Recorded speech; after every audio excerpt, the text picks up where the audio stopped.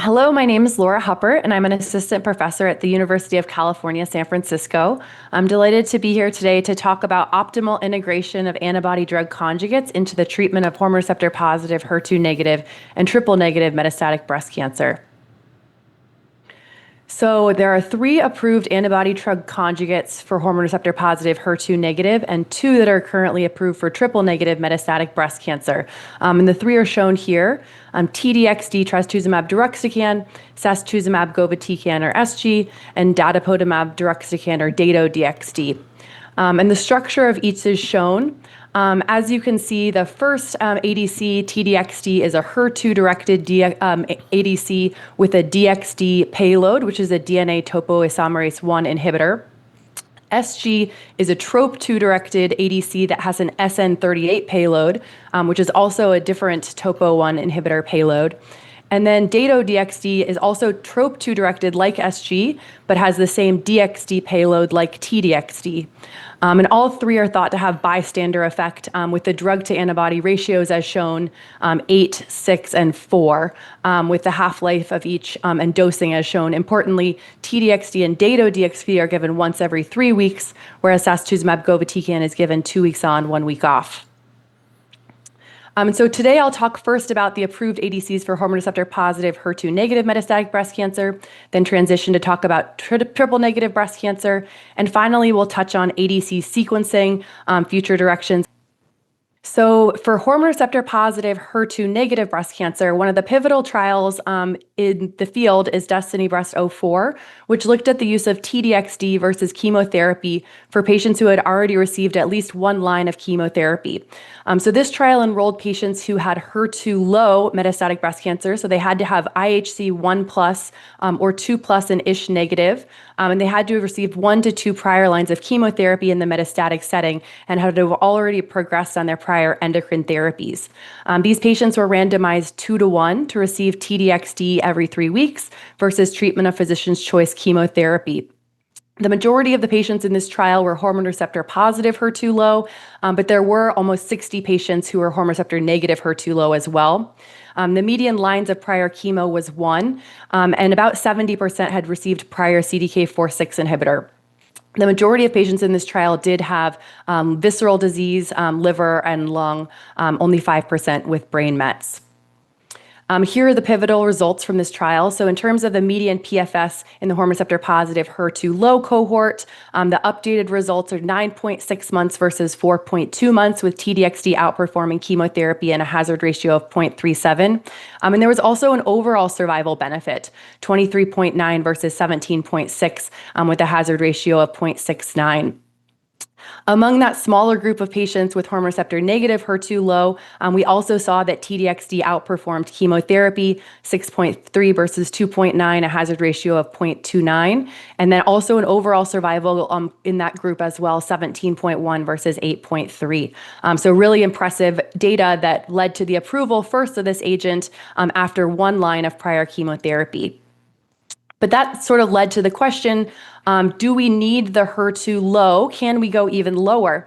And so that was what was termed ultra low. So as you can see here, ultra low is defined as faint or incomplete membrane staining on less than or equal to 10% of tumor cells. So not HER2 null where there's complete absence of staining, but between HER2 null and HER2 1+, when there's faint staining, that was termed ultra low. And as you can see, this really expanded the pool of patients that might be eligible for TDXD. And so the DESTINY-Breast06 trial was similar to DB04, but had several key differences. First of all, this was all patients with hormone receptor positive, HER2 negative. There were no triple negative patients in this trial. This included both patients with HER2 low as well as patients with HER2 ultra low, as I just explained. And then this was also looking at the use of TDXD in the first-line chemotherapy setting. So these were patients who had progressed on their prior endocrine therapy, but were chemotherapy naive.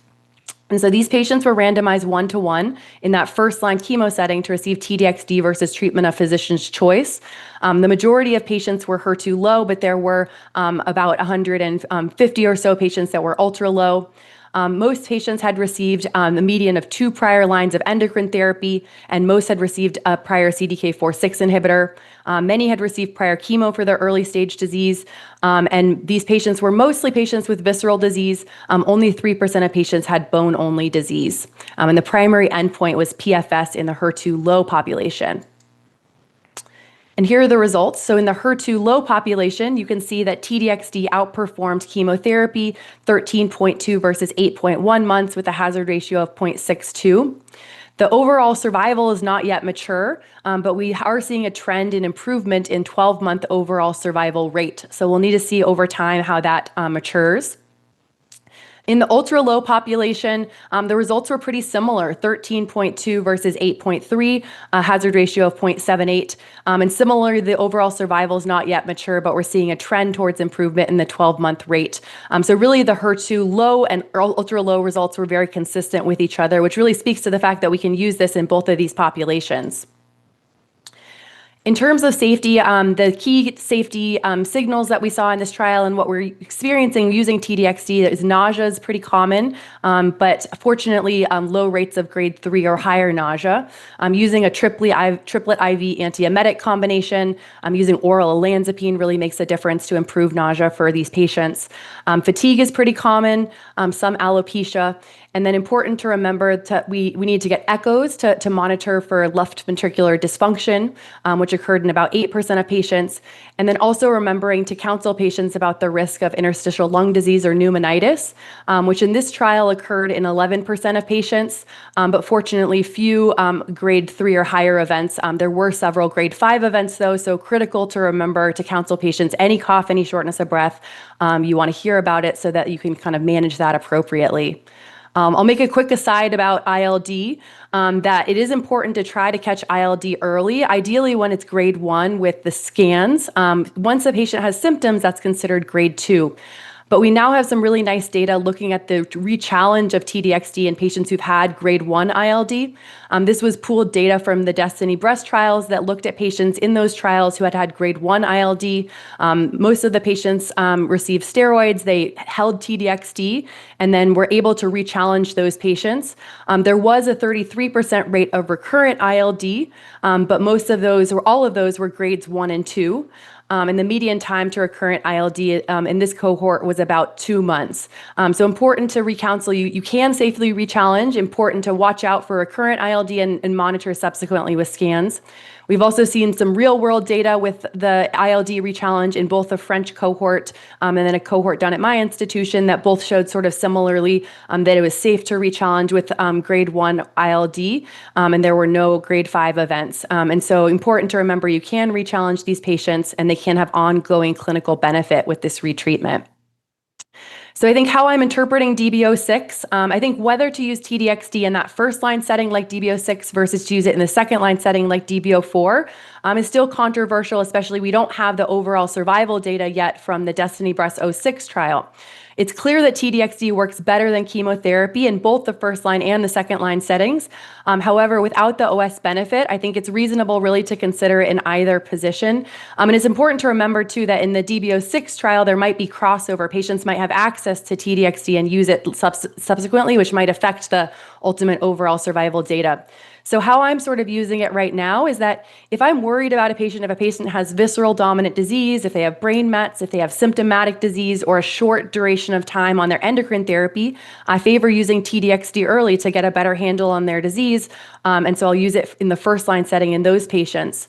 Versus patients that have more bone-only disease or soft tissue dominant disease where they're not very symptomatic, they've had a long time on their endocrine therapy. I think in those patients, it's reasonable to consider the use of something like capecitabine, which is still oral, allows patients to kind of ease into chemotherapy, and you can sort of save T-DXd and use it in the second line in those patients. So sort of patient by patient, I'm making the decision of where to use T-DXd.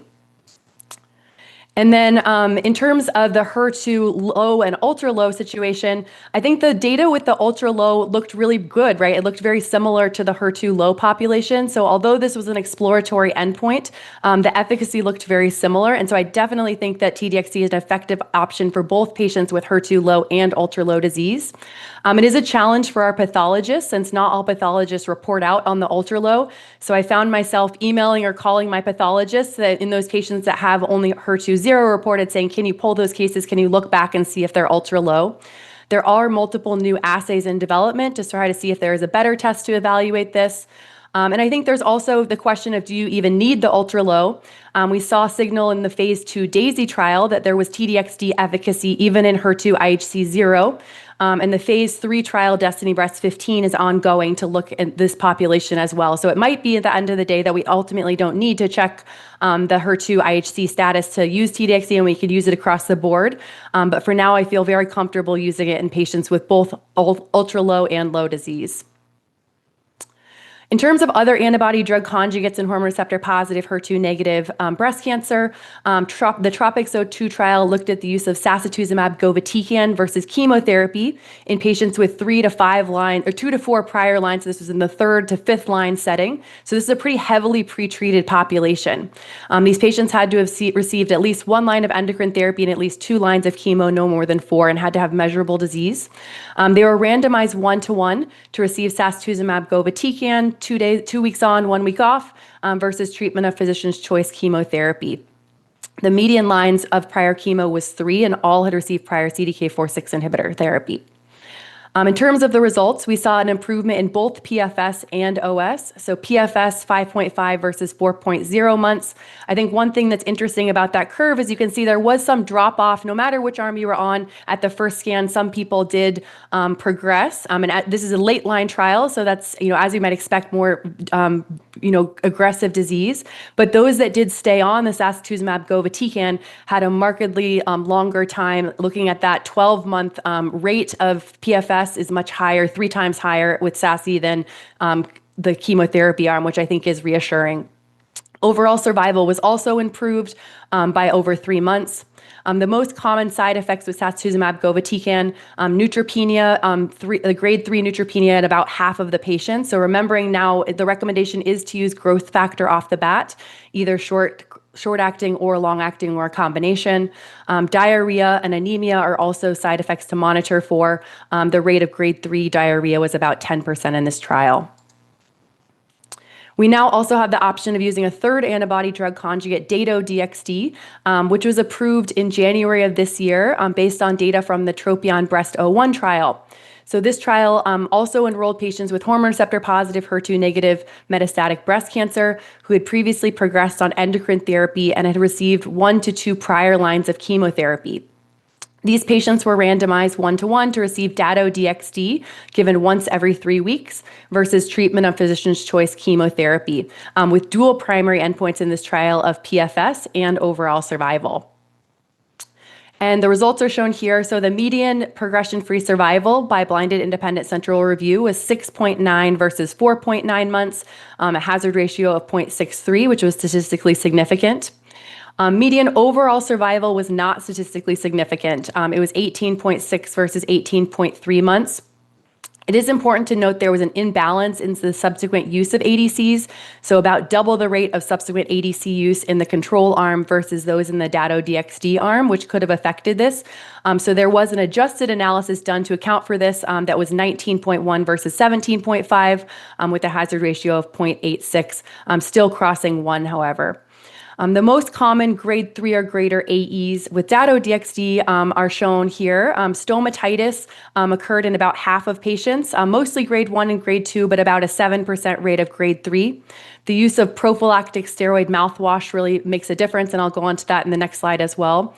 It is important to monitor for ocular surface events. It's recommended for patients to see an ophthalmologist around the time of study start, and then at any time thereafter if they're having any ocular issues. And the use of preservative-free eye drops can really help mitigate the dry eye, nausea, and then there is a low risk of ILD, about 4% any grade ILD, and only about 1% grade 3 or higher. So a lower rate of ILD than TDXD, but still important to monitor for this. Dato-DXd, I think this slide is nice to sort of summarize some of the key toxicity management. So ocular surface events, like I mentioned, the use of the eye drops is really helpful.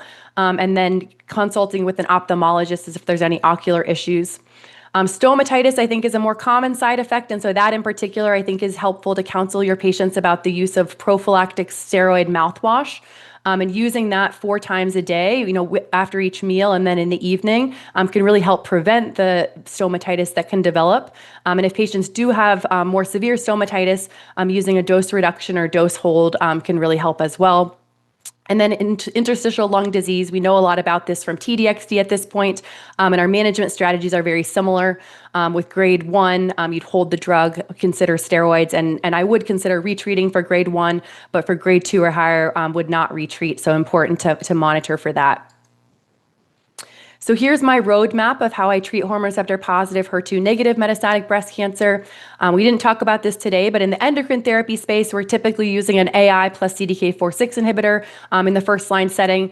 We now do have the option of using the Anavo 120 regimen in patients that have PIK3CA mutant disease who've progressed on or within 12 months of their adjuvant endocrine therapy. So keeping that in mind to check for that PIK3CA mutation in those patients that are early relapsers. In the second line setting, we're usually using the mutational pattern to help guide therapy options. If a patient has an ESR1 mutation, elacestrant's an option. A PIK3CA, AKT, or PTEN mutation, capivasertib, fulvestrant. None of the above, you can use fulvestrant everolimus or fulvestrant CDK4/6 switch. And then keeping in mind the use of PARP inhibitors for those with germline or somatic BRCA or PALB2 mutations. If you can get away with a third line of endocrine therapy, if you think they're still endocrine sensitive, I typically do try. But at some point, a patient is considered to be endocrine therapy resistant, particularly when they're getting less than 6 months on their last line of their endocrine therapy. And at that point is when I'm switching towards using chemotherapy or ADCs. As I discussed in the first line chemotherapy setting, you sort of have options. Based on the DB06 data, you have the option of using T-DXd, particularly for those patients that have more rapidly progressive or symptomatic disease. I certainly use that in the first line setting versus those that have more indolent disease. Capecitabine is certainly an appropriate choice as well. If you didn't use T-DXd in the first line, if you did use capecitabine, I certainly would use T-DXd in the second line at that point, if not. And then if you have already used T-DXd, you have the option of using a different ADC or chemotherapy. And then similarly in the third line plus, any ADC that you haven't used or chemotherapy is an option. So I think this is sort of a helpful roadmap that I often show my patients actually when they're starting therapy to show we're very lucky that we have so many therapy options for these patients, and sort of how to sequence them and how to order it will be dependent on each individual patient. So switching gears towards approved ADCs for metastatic triple-negative breast cancer. The ASCENT trial was the pivotal trial that looked at the use of sacituzumab govitecan for patients with metastatic triple-negative breast cancer who had already received a first line of chemo, so looking in that second line plus setting. So this trial enrolled patients with metastatic disease. They randomized them if they had already received their first line of therapy to sacituzumab govitecan, given 2 weeks on, 1 week off, versus treatment of physician's choice chemotherapy with a primary endpoint of PFS by blinded independent central review in the patients without brain metastases. And here are the data. So the PFS was favoring sacituzumab govitecan over the treatment of physician's choice, 5.6 versus 1.7, an impressive hazard ratio of 0.39, and median overall survival 12.1 versus 6.7, hazard ratio of 0.48. So this was definitely a practice-changing trial in this population that is typically very difficult to treat, very aggressive disease. So seeing this almost doubling of the median overall survival was very critical and important for our patients. We now also have other ADCs that are either in development or now approved, which I'll go through next. So the OptiTrope trial looked at the use of sacituzumab tirumotecan in patients with second line plus metastatic triple negative breast cancer. This trial was designed very similar to the ASCENT trial and mostly done in China. And they're now doing additional studies with this agent. So it's not yet approved in the United States, but we saw the data from this trial last year that looked really nice. It randomized patients who had received 1 line of chemotherapy, and this is a second line trial, to sacituzumab sac-TMT versus treatment of physician's choice with a primary endpoint of PFS. And the data looked pretty similar actually to what we had seen in the last ASCENT trial. So a benefit in both median PFS as well as median overall survival not yet reached versus 9.4. The key AEs with this agent are neutropenia, stomatitis, alopecia, and fatigue. And as I mentioned, not yet FDA approved, but there are ongoing studies with this agent right now. So we will see if that will end up being approved in the United States in the future. The ASCENT-04 trial, we just saw the data presented this year at ASCO, was asking the question, we know that sacituzumab govitecan works very well for these patients in the second line setting, but should we move it into the first line setting? So this trial enrolled patients who are PD-L1 positive, but with a CPS greater than or equal to 10 by the 22-3C assay. And patients had to have been chemotherapy naive in the metastatic setting. So this is a first-line trial, but had to have 6 months since their treatment for early stage disease. And they were randomized 1-to-1 to receive sacituzumab govitecan plus pembrolizumab in this PD-L1 positive population versus chemotherapy plus pembrolizumab, which is the current standard of care based on the KEYNOTE-355 trial. The primary endpoint was PFS. In this trial, about 48% of patients had recurrent disease greater than 12 months, 18% had the 6 to 12 month time period since their early stage, and about a third of patients had de novo triple negative disease. Very few patients had prior PD-L1 therapy in this trial, which was an international trial. And here are the results. So the median PFS favored the use of sacituzumab govitecan plus pembrolizumab over chemo plus pembro, 11.2 versus 7.8 months. The median overall survival is not yet mature. One thing I really liked about this study is they allowed crossover to the SG arm for those that didn't receive SG in the first line. And so that will impact overall survival, but great that they allowed access to that in the second line setting for those that didn't get it in the first. And we didn't see any new safety signals with SG plus pembro, thinking, as I said before, diarrhea, fatigue, neutropenia, and then, of course, monitoring for the autoimmune side effects, the IRAEs with pembrolizumab. So I certainly think this was a practice-changing trial. It's not yet FDA approved to use the SASI plus pembro in that first line setting. I think it likely will be soon, but we will await that approval hopefully in the coming months. But I certainly am excited to be able to use this combination in that first line setting for my patients with metastatic triple negative disease. There are a number of select trials in progress with ADCs in metastatic triple negative breast cancer. I'll just point out a few. So ASCENT-03 is looking at the first-line use in the PD-L1 negative population of SG. So the ASCENT-04 was the PD-L1 positive, looking at SG plus pembro, and in a PD-L1 negative population, just looking at SG by itself versus chemotherapy. There was a press release this May that there was a statistically significant improvement in PFS, and we're likely going to see data from this trial in the coming months presented at one of the upcoming meetings. TROPION-Breast02, very similar design, looking at the first-line use of dato-DXd in the patients with metastatic triple-negative breast cancer who are PD-L1 negative as well. So it's dato-DXd versus investigator's choice of chemotherapy. We're also awaiting data from that trial. So I think a big theme of the last few meetings is moving ADCs earlier. We know they worked in the second line. Should we be moving them to the first line? And I think these trials will both help address that question in the PD-L1 negative population. There's a number of ADCs in development. It's kind of hard to pick out even a couple, but just a few that sort of have interesting data. There's a HER3 DXd, the Icarus Breast 01 study, which we've seen some nice objective response rates from the early data. The Emily trial is looking at B7H4 ADC, so looking at an ADC with a new target, that B7H4, which is expressed on a number of triple-negative breast cancer cells. And we've seen sort of nice responses from the early trial data from that was presented by Erica Hamilton at ASCO this year, and a number of other ADCs in development. So I think it's a definitely exciting time for our patients with breast cancer that have option to many of these new therapies, and hopefully many will be approved in the future to expand options for our patients. I also think it's important to think about how our treatment of early stage breast cancer might impact the metastatic treatment. So there's a number of ongoing trials looking at the use of ADCs in either the neoadjuvant or post-neoadjuvant setting. So for example, looking at the use of SG or dato-DXd or TDXd, there's ongoing trials using all of these agents either in the neoadjuvant or post-neoadjuvant space. And ultimately, if they get approved in that setting, when a patient does, hopefully that will cure more patients. But if a patient does relapse and have metastatic disease, we'll have to take that into consideration. What ADC did they receive in the early stage setting, and how might that impact our metastatic treatment algorithm? So here's my sort of roadmap for how I'm treating metastatic triple negative breast cancer right now. First, you're going to check their PD-L1 status. And if a patient at the moment, this is how it's approved. I think this will change soon, which I'll talk about. But if a patient is PD-L1 positive, if they're greater than or equal to 12 months from their adjuvant therapy or de novo, I'm typically using pembrolizumab plus paclitaxel or nab-paclitaxel based on the KEYNOTE-355 trial. If they've more recently progressed, instead I'll choose gem-carbo as my chemotherapy partner with pembrolizumab. If they're PD-L1 negative, if they're germline BRCA wild type, then single agent or doublet chemotherapy, versus if they're germline mutant, I'm using a PARP inhibitor as a first line treatment.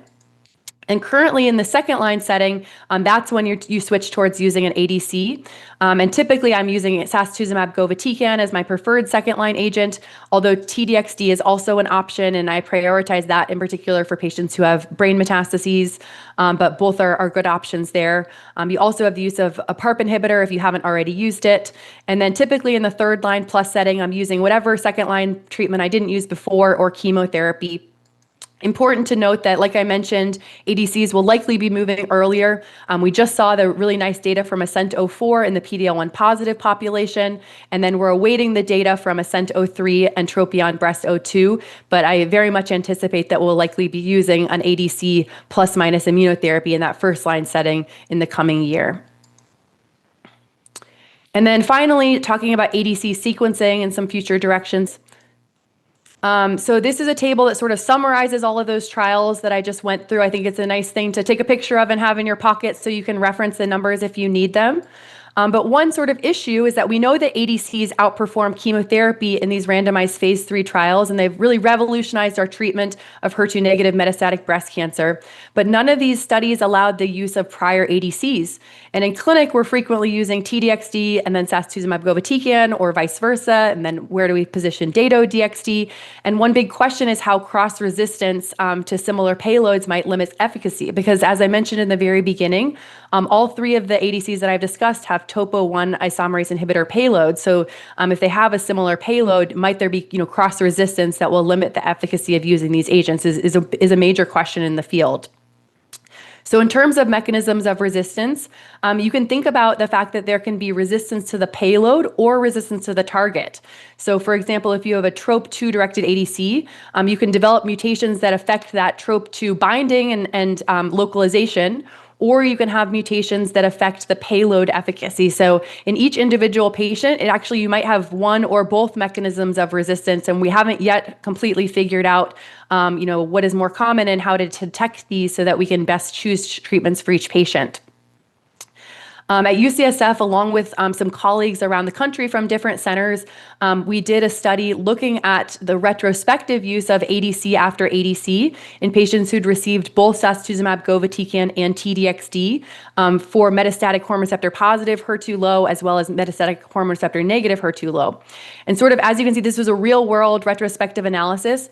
You can see that no matter whether a patient got SG first or TDXd first, they tended to have a better response to their first ADC than they did to their second ADC. You can see the longer responses on the left side than the right side. Some of these patients also got an intervening chemotherapies, which is what is shown in green. But I think the important thing to note is there were exceptions. You can see some patients that didn't have as good of a response to their first ADC, but then did have a longer response to their second. So I think it's not across the board that you'll always do worse, but I think this was sort of intriguing data, and there's been other similar data from other retrospective studies around the country that have shown sort of this similar pattern. And so I really think we need to better understand mechanisms of response and resistance to help choose therapies for each patient. One question is really, does an intervening chemo seem to help? Does it help to sort of sandwich between the two ADCs, put a chemo in the middle? It's sort of still an unanswered question at the moment. I do tend to now use more intervening chemos in between. In our study, the numbers were small and it didn't seem to be statistically significant, although other studies have shown potentially a trend towards improvement. So I think that is an open question in the field. There are 3 prospective trials that I'm aware of looking at the sequential use of ADCs. So I think data from these trials will really help inform our practice in the future. So the TRADE-DXd study is looking at Dato-DXd and T-DXd back-to-back in either order for patients with metastatic hormone receptor-positive and triple-negative breast cancer.